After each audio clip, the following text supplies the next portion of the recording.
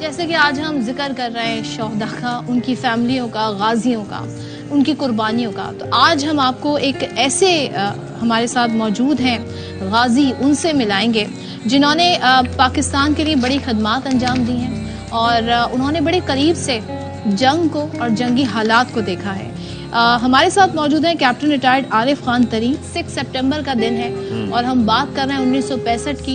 1965 में पाकिस्तान ने बड़ी कामयाबियां समेटी थी, तो हम चाहेंगे कि हम उनसे जानें किस तरीके से उस वक्त जंगे सितंबर को उन्होंने देखा। तो बात करने के लिए हमारे साथ स्टूडियोज में मौजूद हैं कैप्टन रिटायर्ड आरिफ खान तरीन साहब। Thank you so much. Thank you very much. ये बताइए सर, मतलब 65 की जंग बेसिकली हमने जितनी भी देखी तो टीवी की वजह से देखी, किताबों में पढ़ी, हमारे वालिदैन ने, मेरे वालिद साहब ने जो एक्सपीरियंसेस उस वक्त के बताए, क्या उस वक्त मंजर था? मैं उस वक्त 8वीं जमात का तालिब इल्म था। ये दिन हमारे अयार दुश्मन के अज़म की तकमील था कि लाल बहादुर शास्त्री जो हिंदुस्तान के प्राइम मिनिस्टर, उन्होंने कहा था कि वो पाकिस्तान के खिलाफ अपना एक महाज खोलेंगे। लिहाजा उन्होंने ये काम अपने पागल मस्त हाथी जनरल चौधरी जो CNC थे उस वक्त, उनको सौंपा। और उन्होंने 6 सितंबर की सुबह में लाहौर पर अचानक हमला कर दिया। तो ये कैसे पता चला कि हमला हो गया?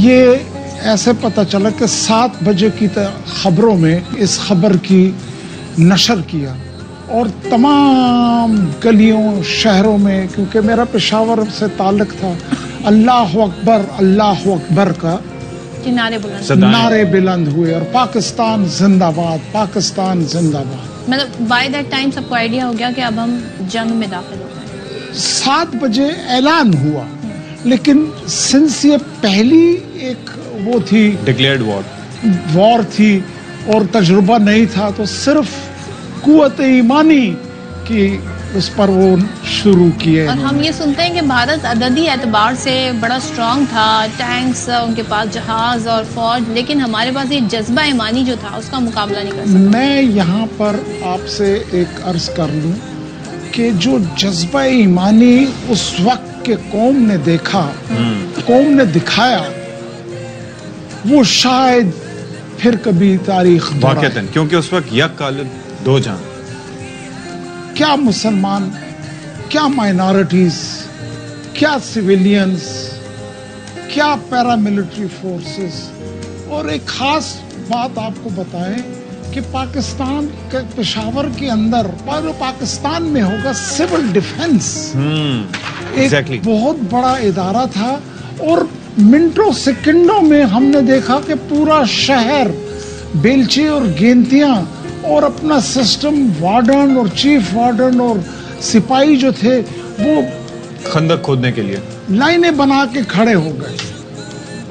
हम नॉर्मल 7 बजे के बाद 7:30 बजे सामने ही हमारा मिशन स्कूल था, एडवर्ड्स हाई स्कूल, और क्रिश्चियन मिशनरी चला रहे थे। हम जब वहाँ पहुँचे तो उन्होंने हमें कहा कि भाई आज आपको छुट्टी है, लेकिन सलाम है उनके जज्बे को। वहाँ पर जो क्रिश्चियन टीचर्स की कम्युनिटी थी, उन्होंने हमारे जो बास्केटबॉल ग्राउंड और वॉलीबॉल ग्राउंड था वहाँ पे खंदके खोदना शुरू कर दी। और उनके साथ मिलकर हमारे जो सिविल डिफेंस वाले थे, उन्होंने भी किसी मजहब से ताल्लुक हो, मुल्क के दिफा के लिए सभी, मुल्क के दिफा के लिए, ना किसी सिख ने देखा, ना किसी पारसी ने देखा, ना किसी। अच्छा, स्ट्रेटेजिकली अगर बात करें तो पेशावर का इलाका उस साइड पे पड़ता है, तो क्या उस वक्त जंगे 65 में ये इफेक्ट हुआ था? जी हाँ, ये इफेक्ट पेशावर से इसलिए हुआ था कि पेशावर में एयरफोर्स का सबसे बड़ा एयरबेस पेशावर से था और वही ऑपरेशनल हेडक्वार्टर था। और मैं आपको बताता हूँ कि उस मस्त हाथी जनरल चौधरी का ये पैगाम था कि 6 सितंबर को वो लाहौर जमखाना में ब्रेकफास्ट करेगा। बड़ा मशहूर उनका जुमला है। लेकिन पाकिस्तान की अवाम और फौज ने इस ख्वाब को शर्मिंदा ताबीर बड़ी खुशी होती थी जब हम देखते थे वो। अपने खून से उन्होंने उनको बीआरबी कैनाल के परले किनारे तक ही रखा। हिंदुस्तान की ये कोशिश थी कि वो किसी न किसी तरीके से बीआरबी पर एक ब्रिज हेड बना दें। हाँ। या भाटापुर का पुल या भेनी का पुल वो अपने कब्जे में करके मस्त हाथी की तरह लाहौर में दाखिल हो जाएं। लेकिन आफरीन है उस दिन के जवानों पर और उस वक्त के कौम के सिविलियंस पर और गांव वालों पर, चाहे जिसके पास बंदूक थी, छर्रों वाली बंदूक थी, बेलचा था, कैनी थी, अपने सिपाहियों के साथ खड़े हो गए और उनको उनकी मदद कर दी। बिल्कुल, यही वो जज्बा था जिसने 1965 की जंग में हमें कामयाबी दिलाई। जरा ये बताएं, 1965 में जो हमारे सामने नाम आते हैं जिन्होंने हीरोइक एक्ट किया, who is your favourite personality? मुझे दो ऐसी थी। एक तो मुझे थोड़ा सा एक्सप्लेन करने दें कि जिस वक्त हिंदुस्तान ने हमला किया तो जो पाकिस्तान के बॉर्डर के ऊपर डिफेंसिव फोर्सेस लगी थी, उन्होंने उनकी लाशों के ढेर लगा दिए थे। कई सौ लाशें छोड़कर वो भाग गए थे। और जिस मस्त हाथी की बात मैं कर रहा हूँ, उसकी जीप के ऊपर झंडा भी लगा था और 4 स्टार भी लगे थे और उसके जीप छोड़ के भागे। वो तैयार थे कि इसी जीप के अंदर बस वो अभी थोड़ी देर में चले जाएंगे। अच्छा।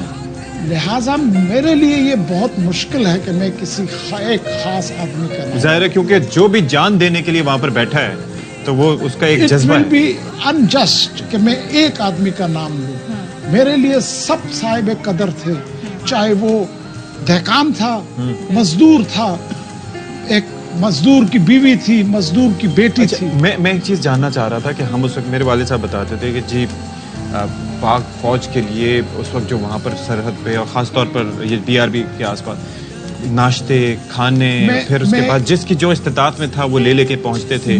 जो जंगी नगमे वहाँ पर उस वक्त मलका तरन्नुम ने गाए, उसकी भी मिसाल दी जाती। आपके सामने जो तस्वीर कशी कर रहा हूँ वो ये है कि ये काम तो 6 सितंबर की सुबह में जो डिफेंसिव फोर्सेस नॉर्मल लगी हुई थी उन्होंने किया, लेकिन पीछे से कमक जो फौजी पहुंची तो वो दूर दराज रास्तों से आती थी। लिहाजा जो सिविलियंस थे वो घर में जो औरतें थी वो खाना बना बना के उनको गाड़ियों में फेंकती थी और उनको देती थी और आगे वो लेकर जाते थे। और जगह जगह उन्होंने खून देने के कैंप कायम कर दिए थे। अच्छा। और लेडीज ने और जवान लड़कियों ने खून देना शुरू कर दिया। जिसकी जो इस्तिताअत थी वो कर रहा था, जो इस्तिताअत थी वो उसने की। यहाँ पर जो ज्यादा जोर देने वाली बात है वो ये है कि हिंदुस्तान ने जब लाहौर के महाज पर चटकी में वो किया, शिकस्त खाई, तो जनरल चौधरी ने फिर चविंडा के महाज पर जी दूसरी जंग अजीम के बाद सबसे बड़ी जंग शुरू की। और यहाँ ये कहना कि खाली जमीनी फौज ने ये काम किया और उनको पसपा किया, ये नामुनासिब होगा। इसमें पाकिस्तान एयरफोर्स का बहुत बड़ा किरदार। आप ये देख लें कि जो एयर चीफ था, एयर मार्शल अजहर खान और नूर खान, ये भी सॉटीज लेकर जाते थे। और जी। पहले ही दिन जमीनी फौज के टंग शिकन तोपों ने उनको खामोश कराया। चाहे वो हमारी बर्री हो, बहरी हो, फजाई अफवाज हो, तीनों मुसल्लह अफवाज का बड़ा जबरदस्त रोल। सर अब जो हालात उनका तब चविंडा का मुकाम जो है उसको हिंदुस्तान की टैंकों का कब्रिस्तान कहा जाता है। ऐसे एयरफोर्स ने पठानकोट, हलवाड़ा, अहमदपुर के तमाम अड्डे जो थे वो नेस्त नाबूद कर दिए थे और जमीन पर खड़े तमाम जहाज तबाह कर दिए। और 8 सितंबर के बाद पाकिस्तान को फिजाई बर्तरी हासिल हुई। ठीक, इसी तरह पाकिस्तान नेवी ने हिंदुस्तान के एयरक्राफ्ट कैरियर विक्रांत को डुबोया और द्वारका का पोर्ट जो है उसका डंका बजा दिया, ईंट से ईंट बजा दिया। बिल्कुल ऐसे कमाल। Thank you so much sir. Captain Arif साहब, थैंक यू। मुख्तसर वक्त में आपने जितना आपने आर्टिकुलेट किया इस सारी चीज को, कितने जबरदस्त अंदाज में बयान किया और खास तौर पर मुस्बत सोच का तज़किरा किया। This is all we need. सोच अच्छी होगी तो अमल जो करेंगे उसका नतीजा भी अच्छा निकलेगा। की और कुर्बानियों की दास्तानें इतनी तवील हैं कि ये जो हमारा घंटे हैं 2 घंटे ये नाकाफी हैं।